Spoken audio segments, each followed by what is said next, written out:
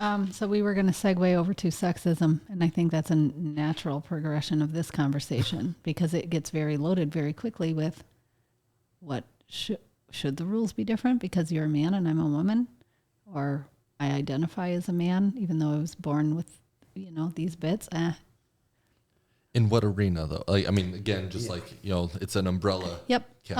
So I have as a topic, and I'm not sure how far to break them out, sexism, ageism, and racism. And sexism is the one that just came up with, go ahead. Yeah, with my statement. With your statement. Yeah, it's okay for me to go into your bathroom, but it shouldn't be okay for you to go into my bathroom. Yeah, and the reason why I was thinking that is because men tend to be the rapists.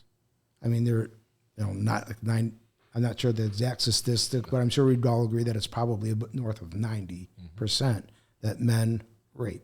It's men-initiated rape. And I'm just trying to take that Understood. Off the table. And that's all I'm trying to do. Nope, I understand. And it's a weak example, really, for sexism because sexism has more to do with inequality out in the world, in the workplace, expectations, that are so wildly, vastly different for men and women that certain things become taboo or unallowed, usually for women, but also for men, right? Like if let's go to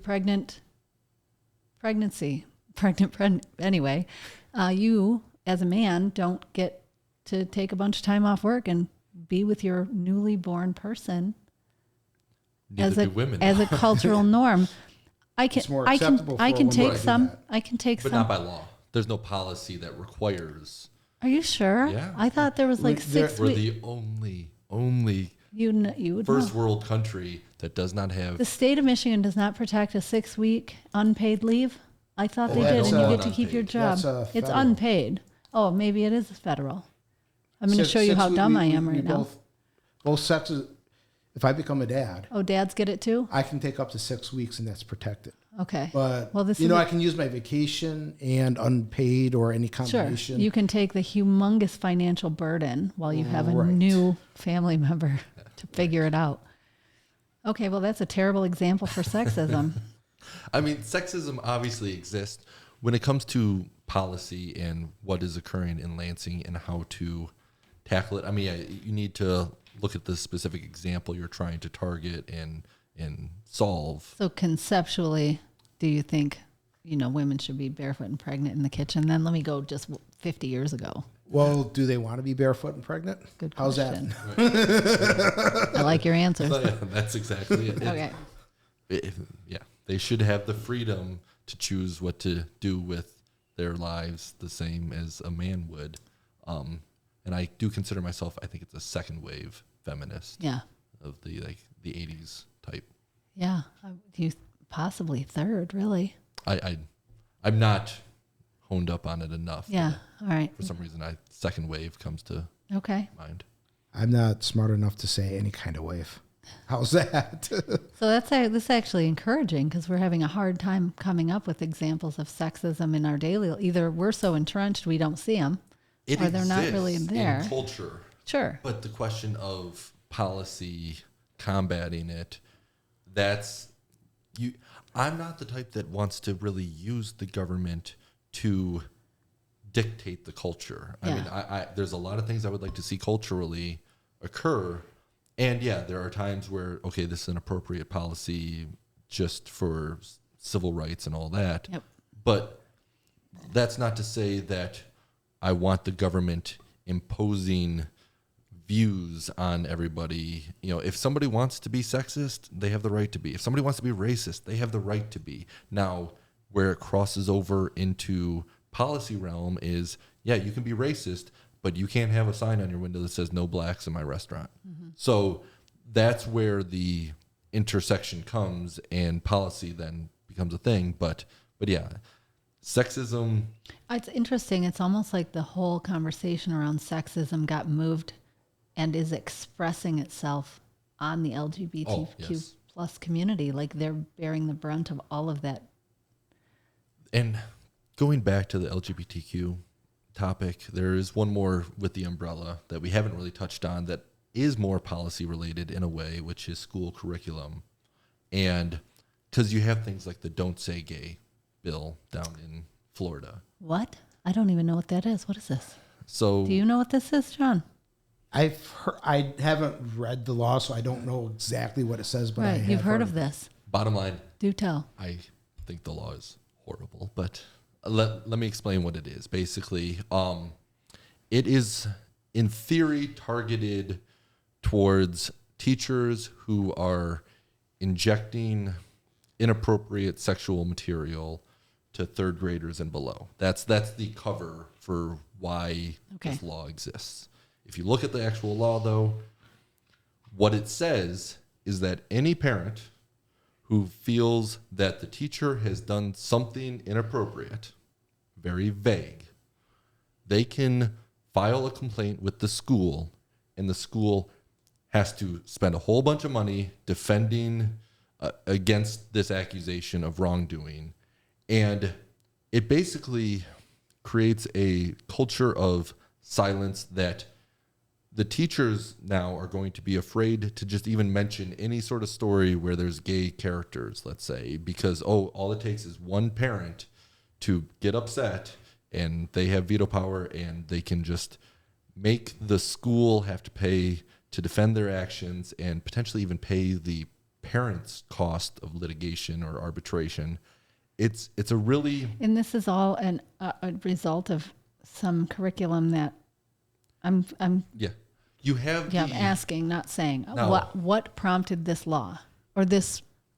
My perception, Yeah. you have a right-wing media system that takes the most egregious examples of teachers doing whatever in the culture and highlighting that as like a big threat. And that's to not our- uncommon. That both sides do it. Oh, yes. What Oh, yeah. was the example in this situation? I wouldn't necessarily call it right wing, but my perception is that what kind of brought this up is there was a drag show that at a school. I don't know what age group it was for, so I know. That was the trigger, like our drag So queen that bingo was- thing. Well, yeah. Yeah. There's drag queen story time. Yes, and kids were required to go that, and some parents got upset with it. Gotcha. Okay. So let's discuss drag queen story time, if you're open to that. Sure. I'm a person who thinks, okay, what is the purpose of these things?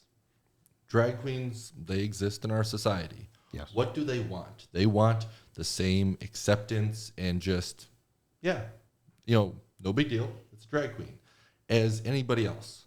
So instead of they're an entertainer. I was just going to say, like any entertainer, they Yes. want an audience. Yes, Like they a are. comedian or a singer, piano player, whatever. Let's say instead of drag queen story time, it's comedian story time or magician story time or somebody showing up who is an entertainer and they're reading. Good example. Clowns.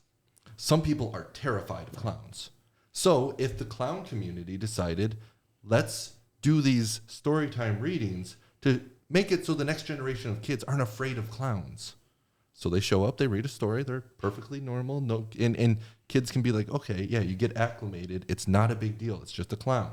Likewise, drag queens, they don't want to be feared. They don't want people to ostracize them as like something that they're not. They just want to be accepted. So they're showing up and doing story times. And yeah, I think that's a good thing for society to allow that exposure. If the content itself is inappropriate, if you had Dave Chappelle showing up to read a story time, he shouldn't be doing his stand-up routine, Right. very inappropriate for third graders. Yeah. But if he's just reading a story, that's totally fine. I got to bring it back home or full circle to what started the conversation, which and was. I wanted to kind of say my 2 cents. on Yeah. this. Yep. As far as I'm concerned with the drag queen story time, I say Yep. leave it up to the school and allow the parents to decide. Just tell the parents, hey, this is what we're doing. And let parents say yes or no. If they want their kids to go, send them. If they don't, keep them home or send them somewhere where they don't have so that they don't. It's odd to me that parents don't already have that right on anything. Keep your kid. I used to keep my kids home from school all the time, not because I objected to anything, but sometimes we needed to go to the beach. Oh, yeah. Yeah. Mental health days. Yeah. But that's kind of where I stand on it. Per parent, per family. Yes. And if they don't like the school doing it, send your kid to a different school. So back to the law in Florida. Yeah. So What does the law say? One parent can get mad about the drag queen story time, and the school district is now facing a lawsuit. yeah. Or it doesn't have to be even any, it can just be anything that the way the law is written, it is so vague. And it's something where, okay, my take on content in a classroom, even third grade or below, I mean, I have a fourth grader and a second grader. I view when it comes to the LGBTQ content, I treat it no differently than straight traditional content. If you can have a story about Cinderella falling in love with Prince Charming, you can have a story about Cinderella falling in love with Princess Charming. It makes no difference to me that my kids would hear either story. Now, if you're the type that you don't want any sort of romantic love involved in any story at any grade level, I mean, that's a fine position to take. But we as a society really should not be discriminating against, okay, it's fine to have Cinderella and Prince Charming, but not okay to have Cinderella and Princess Charming. That's, I think, where there should be common ground is you don't discriminate. Whether or not it's fine to have Prince Charming and Cinderella, I mean, I'm okay with it, but I understand some parents that don't even want like the concept of kissing brought up in stories in school. Right. And since I don't have kids of my own, I say that's why I'm a strong advocate for parental rights, no matter what it is. So you raise your kids how you want to. I may disagree with it, but I'm going to let you raise your kids how you decide to, because you know better what's better for your kids than I do. Yeah. Okay.